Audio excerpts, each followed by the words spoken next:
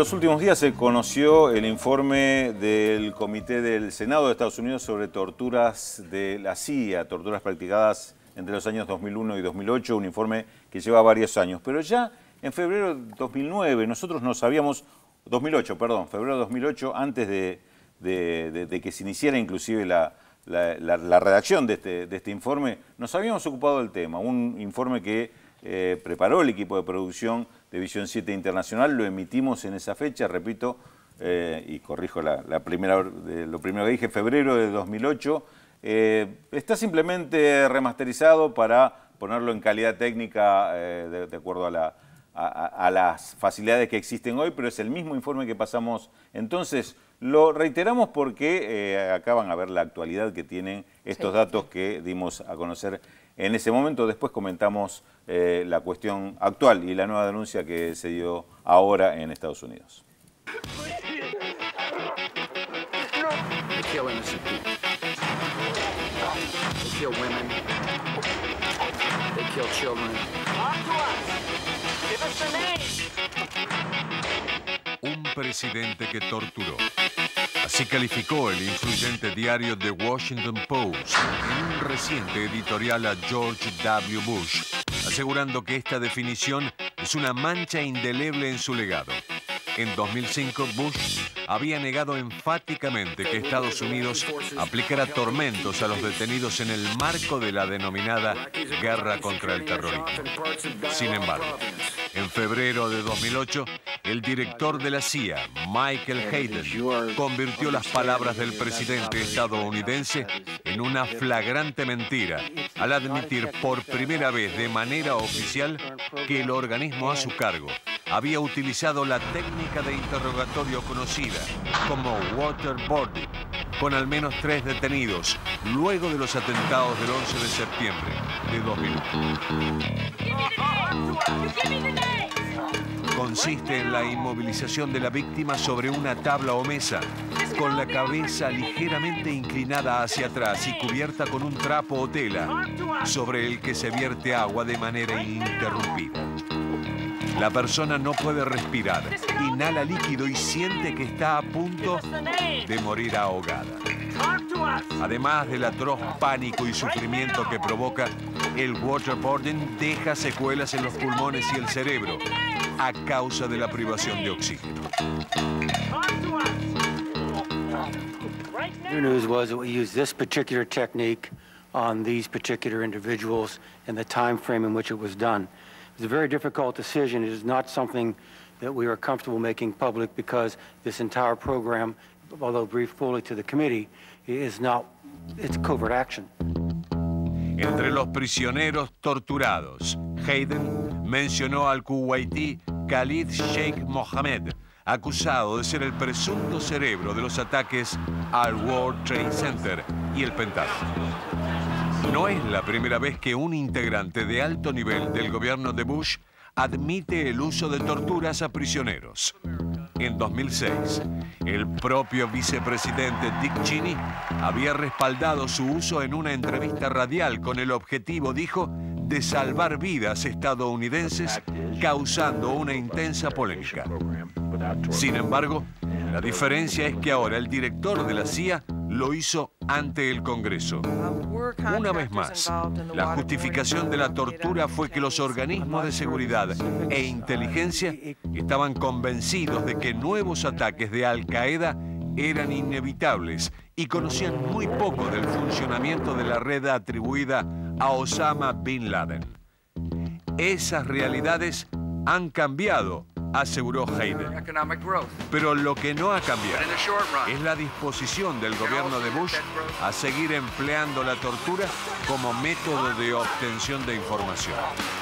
De hecho, el presidente estadounidense ya anunció que vetará cualquier ley que el Congreso apruebe para prohibir el infame waterboarding. Y el director nacional de inteligencia, Michael McConnell, al testificar frente al Comité de Inteligencia del Senado, lo consideró una técnica legal utilizada en circunstancias específicas. Sin embargo, Para Amnesty International, la mayor parte de los países civilizados del mundo, el waterboarding es uno de los más crueles procedimientos de tortura. Lo empleó hace siglos la Inquisición, que lo denominaba la tortura del agua.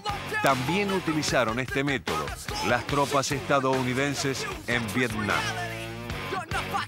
Tras esta admisión, la administración Bush se apresta a juzgar a 6 detenidos en la base naval de Guantánamo, a los que acusa de haber planificado los atentados de 2001. Las confesiones de la mayoría de los reos fueron obtenidas mediante torturas. Además del waterboarding, emplearon la privación de sueño, exposición a ruidos insoportables, frío y calor extremos, así como humillaciones sexuales. Los encargados de juzgarlos serán tribunales militares y les espera con toda probabilidad la pena de muerte. El Washington Post señala que todas las administraciones estadounidenses anteriores, salvo esta, consideraron que la tortura estaba prohibida por las leyes de ese país y los tratados internacionales. Sin embargo, la afirmación no es del todo exacta. Lo desmienten el escándalo de la cárcel de Abu Ghraib en Irak y los variados manuales de interrogación de la CIA desclasificados que discuten abiertamente las denominadas técnicas coercitivas, un eufemismo para la tortura, con la siguiente advertencia dirigida a los interrogadores. Aunque no recomendamos su uso, queremos que estén al tanto de ellas. Una vez más, el fin justifica los medios.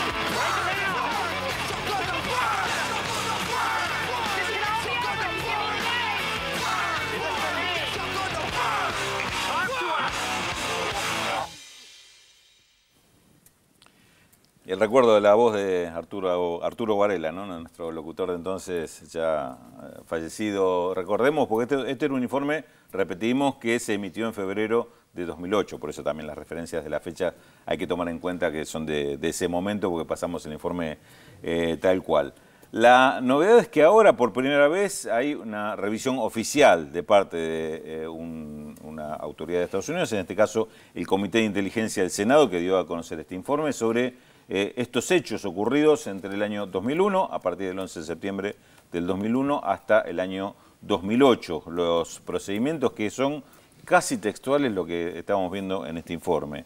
Los procedimientos que se aplicaban a través primero de una autorización especial por decreto que había dado el gobierno de George Bush. De todas formas se entiende que estos métodos superaron o fueron más allá de lo que estaba autorizado formalmente por el gobierno de Bush, y la condena a la que dio lugar este informe, el conocimiento de este informe, el pedido del presidente Obama de que se hiciera público, y una controversia, un debate que se abrió en torno de esto, ¿no? Porque el propio titular de la CIA salió a justificar, inclusive en un comunicado oficial, el informe, diciendo que esto había permitido conocer... Por ejemplo, atrapar a Bin Laden, por ejemplo. Claro, conocer datos de Al-Qaeda, llegar a un conocimiento más profundo de cómo funcionaba Al-Qaeda y, según sus propias palabras, salvar muchas vidas de norteamericanos.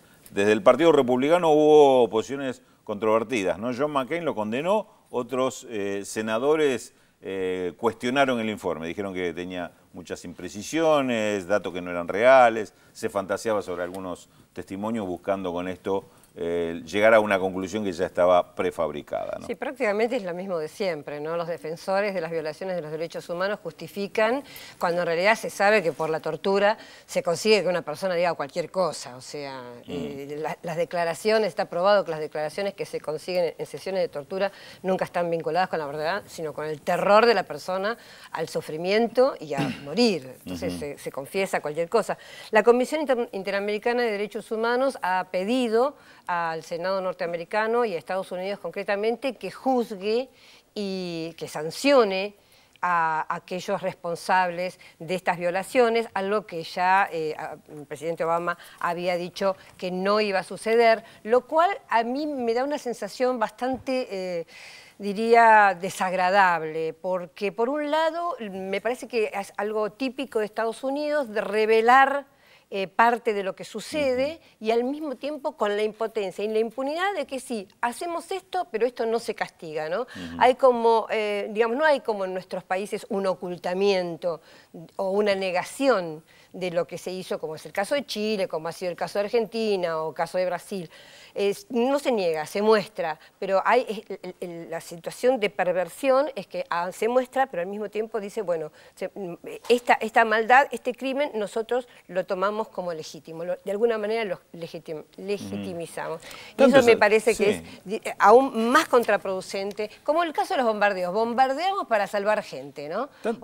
Tanta es la legitimación, Telma, que lo que estábamos comentando, el caso de John Brennan, actual director de la CIA, justifica esto, con lo cual está claro que no es considerado por el propio gobierno como un delito, porque si no, este funcionario no podría seguir en el cargo. Ni decirlo públicamente. Y decir públicamente que lo justifica. Bueno, el director en aquel momento, George Tenet, también lo justificó, pero bueno, es el exdirector. Pero en el caso del funcionario actual del gobierno de Estados Unidos, que frente al informe dice, no es cierto, esto sí sirvió, esto fue útil, fue necesario. Lo hicimos. Lo hicimos, bueno, no solo que lo hicimos, sino que estuvo muy bien hecho. Lo haríamos otra vez. Obviamente que lo haría otra vez si está diciendo que es efectivo, que salva vidas. Claro, eso es lo que yo voy. Un país que supuestamente es modelo, es la democracia que se supone que es la más representativa del mundo, te genera una escala de valores donde el crimen está legalizado, aceptado y tenido como algo normal. Entonces eso es verdaderamente con una grave. vuelta de tuerca más, un artículo muy interesante de Thomas Friedman, uno de los principales columnistas del New York Times esta semana, refiriéndose a donde dice que, en realidad, se los traduzco, nosotros somos los mejores porque decimos esto. Es la gran diferencia con otros. Sí. Otros lo hacen, pero lo ocultan, del tema no se puede hablar. Nosotros lo discutimos. Y de hecho, cuando se presentó el informe esta semana, Dianne Feinstein, que es la senadora que lo presentó, el debate era si era bueno presentarlo o no.